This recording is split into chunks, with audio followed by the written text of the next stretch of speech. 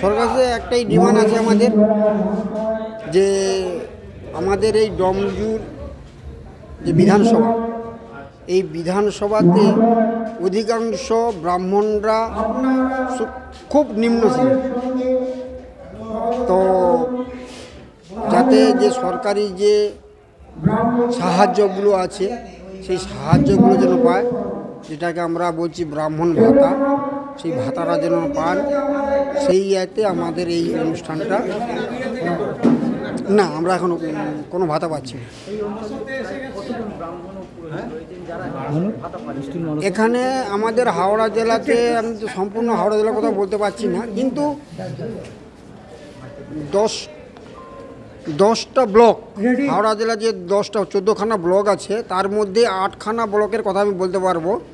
সেই 8খানা ব্লকে কোনো ব্রাহ্মণরা কোনো ভাতা পাচ্ছে না, ঠিক, এবং তারা কোনো সাহায্যও পাচ্ছে না, যে ব্রাহ্মণের কোনো সুযোগ সুবিধা বা কোনো কিছু সেটাও পাচ্ছে না।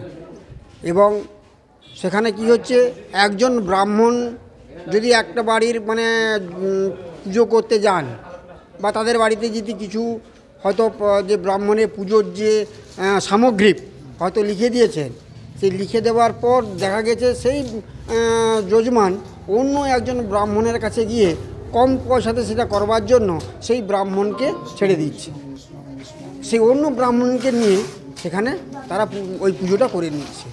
এইগুলো যেন না হয়, সেই প্রতিবাদের জন্য আমাদের এই সভা। আমার নাম কার্তিক সামদকি, হাওড়া জেলার সভাপতি। দেন তাহলে খুবই আপনার ভালো লাগবে। আজকে এই যে কর্মসূচি, কেন, কি কারণ? আমাদের এই আজকের এই কর্মসূচি একটাই কারণ, আমাদের যত ব্রাহ্মণ আছেন, হাওড়া ডিস্ট্রিক্ট বললে নয়, সারা পশ্চিমবাংলা বলেই যত ব্রাহ্মণ আছেন, ব্রাহ্মণরা যদি একত্রভাবে একজোটে কাজ করে, তাইলে আমি মনে করি সবার চেয়ে উপকৃত হব। এটার জন্যই এই মিটিংটা ডাকা। এই মিটিংয়ে আজকে আমাদের উপস্থিত হয়েছেন বহু জায়গা থেকে।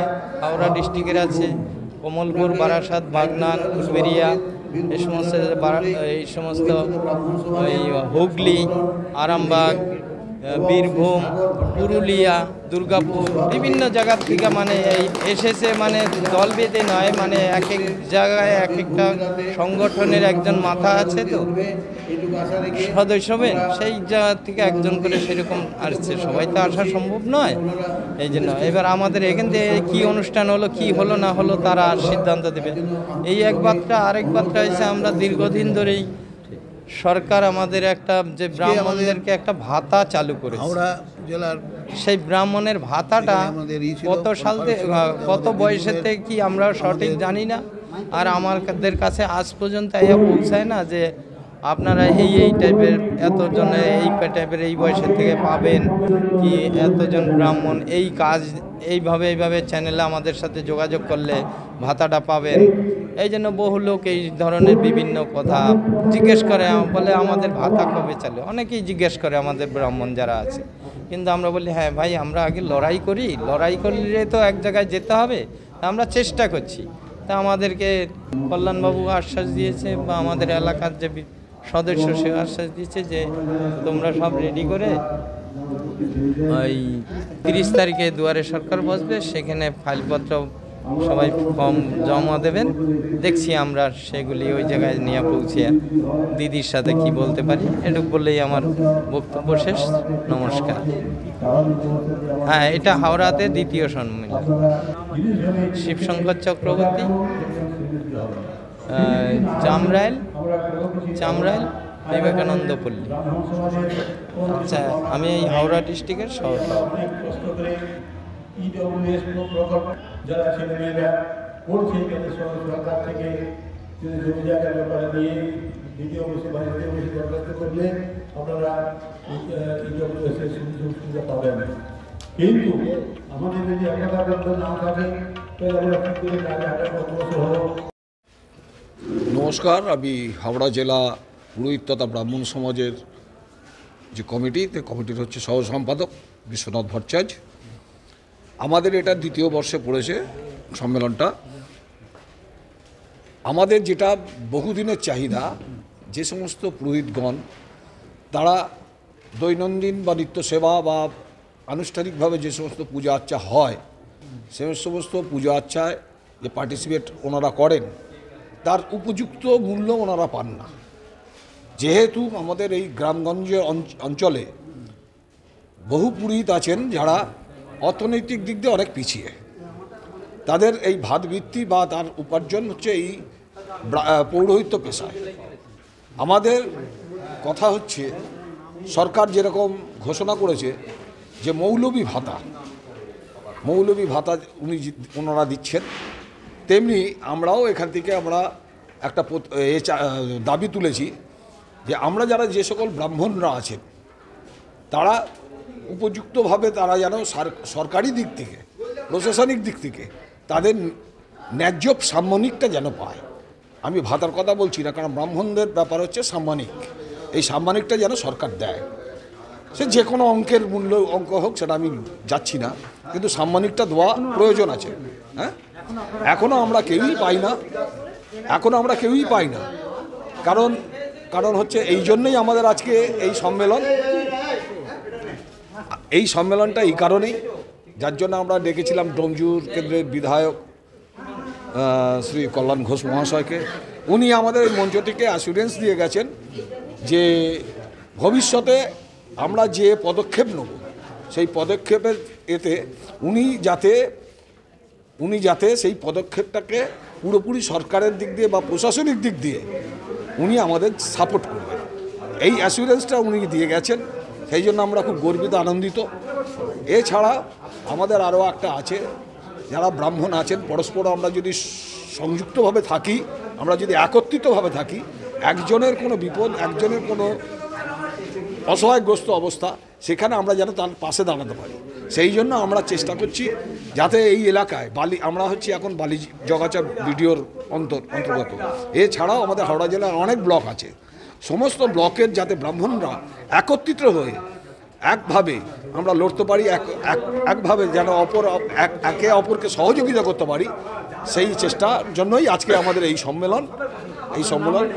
হ্যাঁ, আমার ডেজিগনেশন হচ্ছে, আমি সহ সম্পাদক হাওড়া জেলা পুরোহিত তথা ব্রাহ্মণ সমাজের, নাম হচ্ছে বিশ্বনাথ ভট্টাচার্য। আমাদের আজকে অনুষ্ঠান ছিল ব্রাহ্মণ সমাজকে নিয়ে। আজকে আমাদের যে একটা দ্বিতীয় বৎসরে আজকে পা দিলাম, হাওড়া জেলার সভাপতি কার্তিক সান্দগী মহাশয়ের উদ্যোগে আজকে আমরা দ্বিতীয় বৎসরে পা দিলাম। এই সভাটা কেন্দ্র কমিটি এবং আমাদের এই সভা কমিটির মধ্যে দিয়ে আমাদের যাতে ব্রাহ্মণদেরকে যেভাবে আমরা আজকে আনতে পেরেছি, এই জায়গায় একত্রিত করতে পেরেছি, এর জন্য আমরা সবার কাছে আন্তরিকভাবে আবেদন করি যেন দীর্ঘ বছর ধরে আমাদের সাথে সবাই যেন হাতে হাত মিলিয়ে সবাই যেন থাকে। আর আমাদের এই ব্রাহ্মণদেরকে নিয়ে যেন সবাই একটা চিন্তাভাবনা করে, শুধু মানুষ চিন্তাভাবনা করলে হবে না, আমাদের যেন সরকারও আমাদের পাশে থাকে। সেই জায়গাটা যদি আপনাদের মাধ্যমে আমরা আজকে গড়ে তুলতে পারি, সেটাই আমাদের আজকে এই লক্ষ্য। আমার নাম বিকাশ চক্রবর্তী, হাওড়া জেলার সম্পাদক। আজকে এই সংগঠনের কি সিদ্ধান্ত নেওয়া হবে? আজকে আমাদের সংগঠনের সিদ্ধান্ত, মাননীয় বিধায়ক কল্যাণ ঘোষ মহাশয় এসেছিলেন, উনি আমাদের একটা আশ্বাস দিয়েছেন যত তাড়াতাড়ি সম্ভব উনি সেটা চেষ্টা করবেন আমাদের। আর আমাদের আরেকটা উদ্দেশ্য হচ্ছে গিয়ে, আমাদের ব্রাহ্মণের প্রায় লিপ্ত হয়ে গেছে, কেউ আর এই পেশার সঙ্গে আসছে না, কেউ আর শিখতে চাইছে না, কেউ মানে সেভাবে হচ্ছে না। সেই কারণে সংস্কৃত আমাদের, সেই কারণে আমাদের কেন্দ্রীয় কমিটি এবং আমাদের হাওড়া জেলা কমিটি মিলে একটা সংস্কৃতের একটা পাঠ পড়ানো শেখানোর ব্যবস্থা করার উদ্যোগ নেওয়া হচ্ছে। সেই উদ্যোগটা যদি আমরা সফল করতে পারি, ভবিষ্যতে অনেক প্রজন্ম উপকৃত হবেন। নতুন প্রজন্ম আসতে চাইছে না, কি কারণ? আসতে চাইছে না, বেকারত্ব আমাদের একদম বেড়ে গেছে। এবার কোনো যে যার পারিশ্রমিক যেটা সেটা সে পাচ্ছে না, সেই কারণেই সে আর এই পেশার সঙ্গে যুক্ত হতে পারছে না। হ্যাঁ, সংসার চালানো, আর্থিক অবস্থা, দুরবস্থা, যেটা মানে আমাদের পরের হিত করাটাই আমাদের কাম্য, মানে যজমানকে মঙ্গল কামনার্থে করাটাই আমাদের কাম্য। এবার যে আমাদের পারিশ্রমিক তো একটা থাকে, সেই পারিশ্রমিকটা আর পাওয়া যায় না, সেই কারণে আর কেউ এই পেশার সঙ্গে যুক্ত হতে পারে না।